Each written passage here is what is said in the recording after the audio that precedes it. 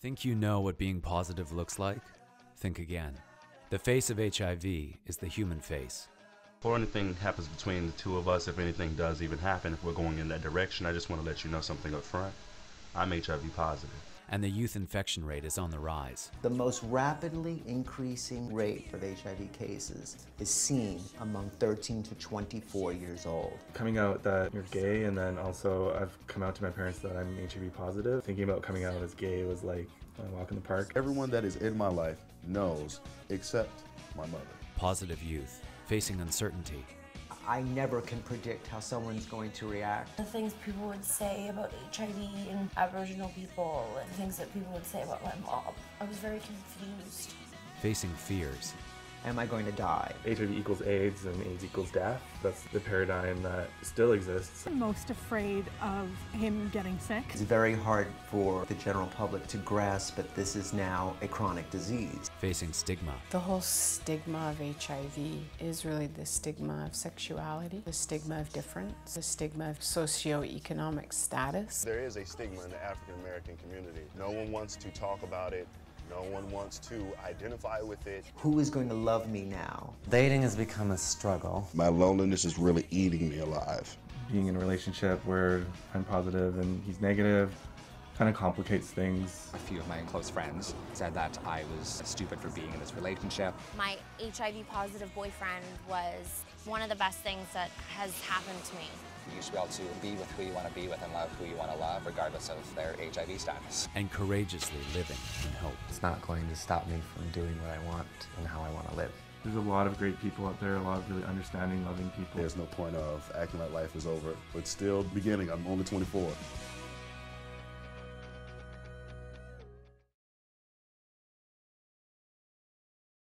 Hi. Hey, how's it going? Good, how are you? I'm good, I'm good. Thanks for taking time out of your busy schedule to sit down with us. And Yeah. I'm really thrilled to be here to give some more attention to your documentary, Positive Youth. Thank you so much. Yeah, I'm excited to talk about it. Yeah. So I read somewhere that you feel more comfortable being behind the camera now than you used to, being in the spotlight and going for auditions and being an actor. Is that still true? Yeah, I think, when the project is right, sometimes I'm approached with things to be on camera, whether it's a film or a TV show, hosting, and certainly always open to explore those opportunities. But at this point in my career, I find it really interesting to be on the business side, as producer, as a writer, as a director, and to go out and source stories that are kind of, I guess, spurred on by my curiosity in whatever topic it is.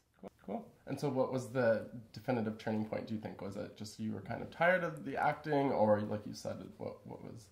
Well, I guess I've been involved in producing for a few years now. My first production was Mulligan's, a feature film in like 2009, I guess. Yeah. And that was a feature film that I produced and wrote. And so I guess it's always been something that I wanted to do. I never saw myself delving into documentary. Okay. But then I guess with Positive Youth, I was having a conversation with Logo Network in the States, and they were kind of saying, what type of things would you be interested in doing? Okay. And the topic of HIV and youth came up, and I was scared, actually, of the topic, because it was something that I didn't know that I knew enough about to do a documentary. Right. But looking at some of the statistics, I thought, you know what, this is probably something that does need to be addressed. Right.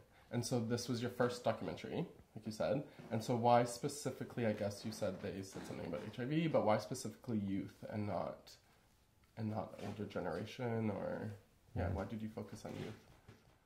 Well, at this point, looking at statistics, we have a dramatic rise in new HIV transmission in young people. And I wanted to know why. In what ways were we not getting the messages of safe sex across? Because certainly when I was in junior high or high school, I mean, seeing the HIV and AIDS propaganda and like the fear that was really, it became rooted in us because we saw people wasting away and dying. And I mean, I thought I wanted to wrap myself in saran wrap, anytime I was going to go have sex. And And so I wondered, okay, why is there this dramatic rise today, and what can we do about it? And there's a lot of blame that's often placed on educators or on parents. Why aren't you talking to your kids about safe sex in school or at home? And I thought, you know what, maybe where we'll get the best answers is going directly to the youth themselves and asking them, where are we missing the boat? And what a great venue to then educate people with this documentary, right? It's excellent. Okay, so you did the film festival circuit. You were in Toronto's Inside Out. And what was that experience like, being the director and producer going to these film festivals and not as an actor?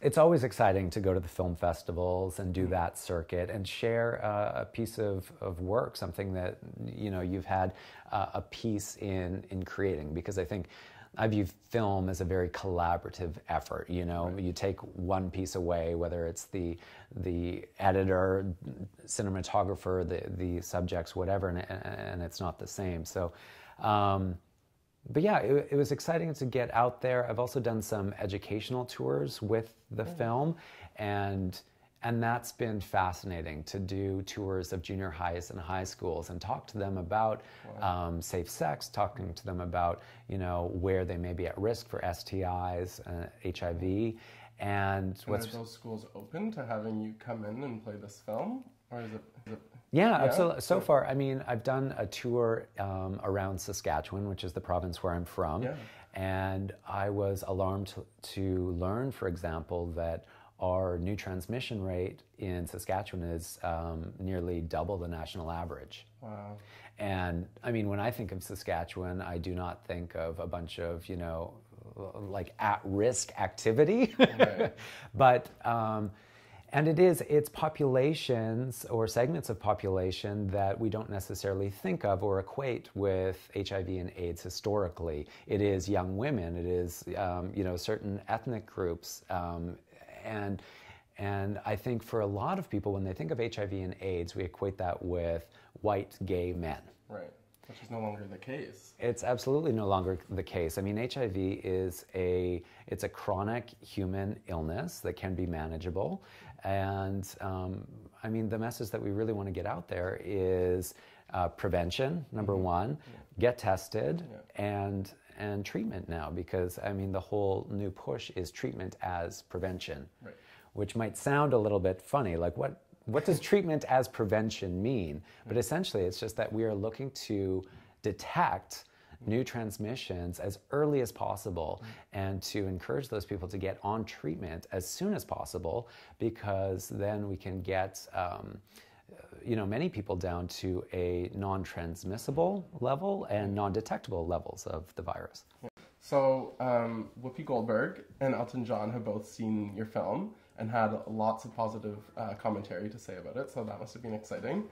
Yeah, absolutely. I mean, when you have celebrities take notice and people at their level that are very much advocates within the community as well, it's tremendously exciting, and it's also obviously helpful for the film to have endorsements like they've given it. Yeah. So we're going to play a little game. Okay. To change things up. Nice. Okay, so it's like Who Would You Rather, but we're going to keep it PG-13. Okay. So, speaking of film festivals and the red carpets, who would you rather take fashion advice from? Oh my God. For a red carpet event, Whoopi Goldberg or Elton John? Oh, it's really difficult, but I think, I mean, there's a lot of creativity in Whoopi, just with her hat. I mean, she really went head to toe, so you know, I think she would have me covered. Who do you think wore them better in terms of the glasses? In terms of the glasses, on this one, I think, you know, the frame really fits Elton. So yeah, we have kind of a tie going on here. And last, if you could sit down with either Elton John or Whoopi Goldberg to discuss your film over lunch or dinner, who would you choose and why? I think I would choose Whoopi at this point, just because I think, well, I believe both are, you know, very well versed in the cause and in the initiative. Elton, of course, with his, you know, Oscar party that he does every year, and he does a ton of fundraising, a ton of outreach. And I think he really has the gay segment covered. I would speak with Whoopi because I think she touches another two demographics that are currently underlooked at. You know, number one, women with new transmissions, and secondly, the Black community. There's a lot of stigma within the Black community towards HIV and AIDS yet, and people are very scared to get tested sometimes for fear of being ostracized from their community. So I think she already does do a lot, and I think that there'd be opportunity to do more. Yeah, neat, cool. So before we get into the nitty-gritty of the film, I just wanted to say that the cinematography of Positive Youth was stunning, and some of the scenes were really beautiful. Being this being your first documentary, is that something that came natural to you? Did you study filmmaking before going into this? Well, I think I'm very lucky to work with my cinematographer, Nico Stias, and I've worked with him he shot almost all of our episodes of Bump, the world travel show that I do. So he's used to having really pretty things to point his camera at. Right. and he's one of my best friends, and I knew that I wanted to and had to have him involved. So the film, Positive Youth, it documents the lives of 4 HIV positive youth. Can you tell us a little bit about how you went about selecting the 4 individuals in the film? Finding the subject for the film was one of the most difficult things because HIV and AIDS is still very much stigmatized, and I think that's the biggest thing now. It's not so much a fear of dying or of the sickness, because with treatment you can live a long and healthy life, but it's the stigma that you face on the dating scene, with family, with friends, at the workplace, etc. And so finding young people who are willing to put a face to the illness was a difficult task. And so it started just by reaching out to different organizations. I started with Youth Co in Vancouver, which is an organization that reaches out to HIV positive youth, and found Jesse Brown, one of our first subjects there, and he had just moved into the position of co-executive director, which was kind of interesting because I wanted to also find young people who were aspirational, to show that, you know, this isn't game over. Right. Good. Cool. Were there any challenges in getting your participants' families involved in the documentary and getting their perspective of what it was like having someone HIV positive in their family? Yeah, having the subjects' families involved was kind of ran the gamut from where Chris, our subject in Orlando, is essentially estranged from his family for coming out as gay, let alone coming out as also being positive. For a lot of people, I think if they are both gay and positive, it's kind of a double whammy. It's almost like having to come out of the closet twice. And he said in the film, he said his mom didn't even know that he was HIV positive. Exactly. Yeah. So, and I think, you know, mom's still coming to terms with his sexuality. And someone like Austin, he only had his friends. Was there a reason behind that? Like, did his family not want to take part, or? Yeah, Austin has been estranged from his family as well. And so it's unfortunate, you know, that in this day and age, you know, I think that a lot of people still have tremendous difficulty in dealing with, you know, their sexuality with family, and certainly with something like HIV and AIDS. A lot of people are still scared of it because they might not have a full comprehension of what it means to be positive. Lots of people think that, you know, if I'm positive, that I can't come over to your house and have dinner, that I can't eat off your plates, that I might not be able to have a sleepover or play with your dog or give you a hug or, you know, kiss even with tongue. And, you know, we can drink out of the same glass, and those are not risky activities. You know, we've put up such barriers. There's so much fear surrounding it, and that's part of what we wanted to do with the doc, is just kind of dispel some of the myths and get to the root of, you know, what's real. Let's have a real conversation about it. So we know from the research, you've already touched upon this, that HIV disproportionately affects certain ethnic and cultural communities. And what I loved about your film was that you so subtly include some of the research and some of the statistics. But what was also interesting about Positive Youth was that your subjects, or the individuals in the film, they kind of represent some of those ethnic minorities. And so making the film, what additional barriers did you see separate from just the being HIV positive in terms of them in everyday life? Well, I think, you know, within the African American community, for example, within the Latino community, there is currently, I think, a higher fear about HIV and AIDS. There's, you know, it's very common in that community if there is a man who has sex with men, that is something that is sometimes, you know, shunned from within the family or the community. They often don't want to come out and you know, claim a label like gay or bisexual.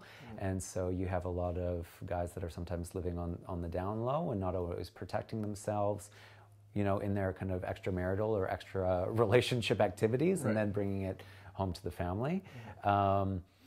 And you know, I don't want to generalize within just those two communities. I think, you know, that happens everywhere. But that, to me, looking at it, that's a place where it's just more honest conversation needs to take place about, you know, what is your sexual life? What is, you know, what are some of the at-risk activities that might be going on, and addressing them.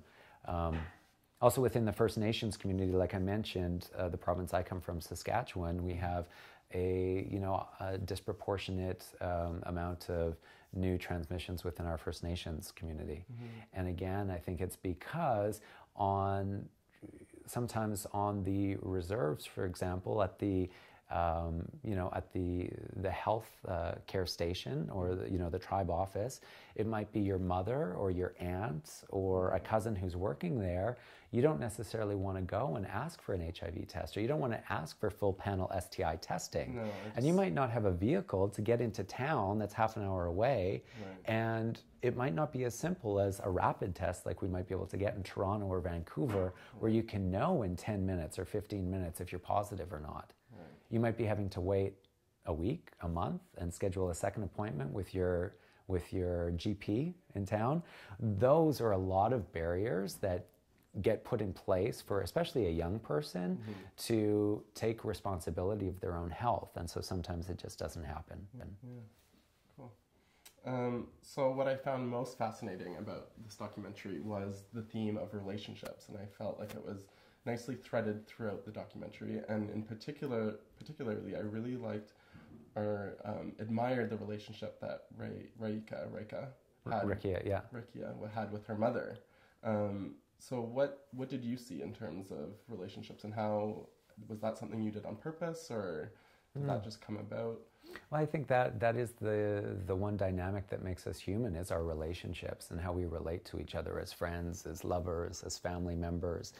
I felt like I really lucked out with Rekia and Keisha, because they were such a beautiful example of a loving family.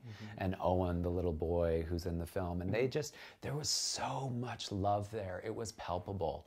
And there was a few times when I had to walk out of the room from the interview because I was tearing up, you know? And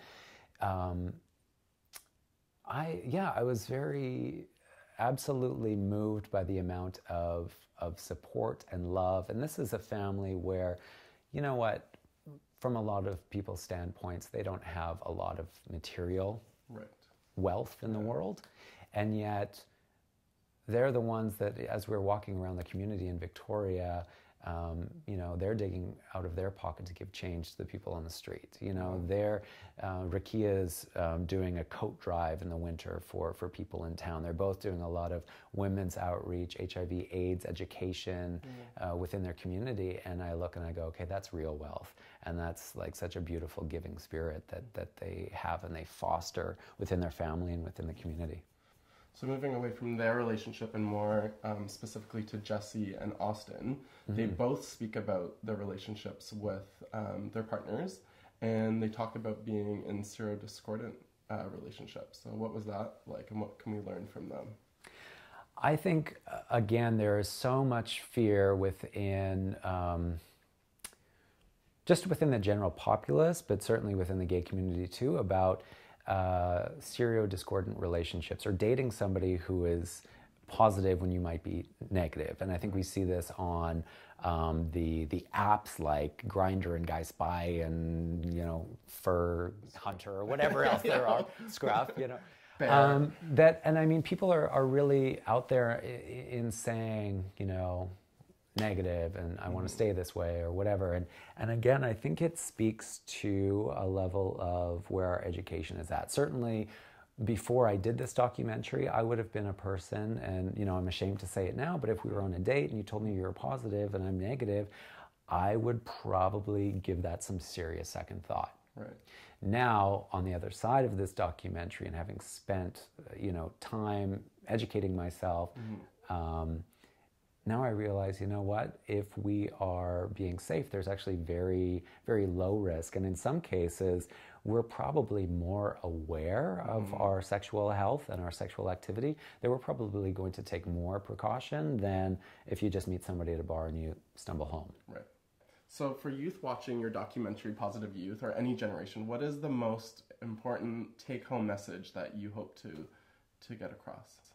I think, number one, if you're negative, we want you to stay negative. So protect yourself. Wear a condom. Just do it. Practice safe sex. Okay.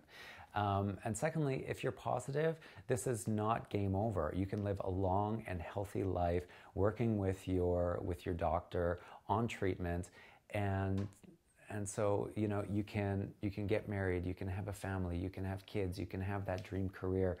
All those things are still accessible to you. Cool. So Positive Youth documents 4 very socially connected, driven, you said aspirational, educated youth. What message, or what would you hope someone who is more socially isolated or struggling or alone dealing with their HIV diagnosis, what would you say to them? I would say that we are very fortunate in North America that we have a lot of wonderful outreach centers, resource and educational centers where you can go for assistance, for a sense of community, and make use of those, because I think that's one thing that all of my subjects had in common, is they are active participants within their community and within their community organizations.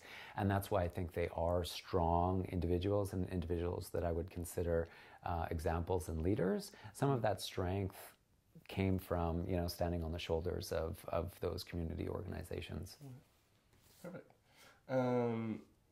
So this was a very powerful documentary and piece, and I have to say, as a healthcare professional, it really touched me and it taught me a lot. But what do you think this documentary's greatest impact was on you? I think for me personally, making Positive Youth was a gift, because I had to face some stigma of my own that I didn't realize that I was carrying. I assumed, you know, as a member of the gay community who's been, you know, I've been to the parties, I've walked to the red carpets, I've wore the red ribbon, I thought I knew what it meant to be positive. And what I discovered was, actually, you know, I knew part of it. And so dispelling some of that fear was the greatest gift that it gave me. And I would encourage, you know, everybody, if you don't know somebody positive, you know, maybe stop by a community center, ask around. We have to, like, the number one thing is beginning to openly talk about it. Yeah. I think that's going to go really far in terms of education, prevention, and empathy. Cool. So the film also features Dr. Frank Spinelli, who's a medical doctor. He specializes in HIV and specifically does a lot of work in the LGBT community. What was it like having access to his expertise and having him? Did you have to book an appointment 4 months in advance and sit in his office waiting room? We actually went in on a Sunday morning. Okay. Because, yeah, Dr. Frank Spinelli is, he's, you know, renowned in this area of HIV and AIDS healthcare for gay men, specifically in Manhattan, and he has a wonderful practice, and he's been doing it for many years, and so he has a wealth of knowledge and experience that we were so happy to bring to the film. So I'm so happy that you're making films, and this film, and I hope many more that you have coming, to be amazing. But tell us about what you're working on and what we have to look forward to in the future. Well, just finished one on male strippers called I'm a Stripper. And I think that's going to have its premiere later this spring on OutTV. So excellent. That was really fun. Yeah. You know, that was a good time. And otherwise, yeah, working on, always working on new projects. So I have things percolating all the Yeah, well, we're excited to see it and looking forward to it. So thank you very much for sitting down with us. Yeah, thank you, Jake. Thanks.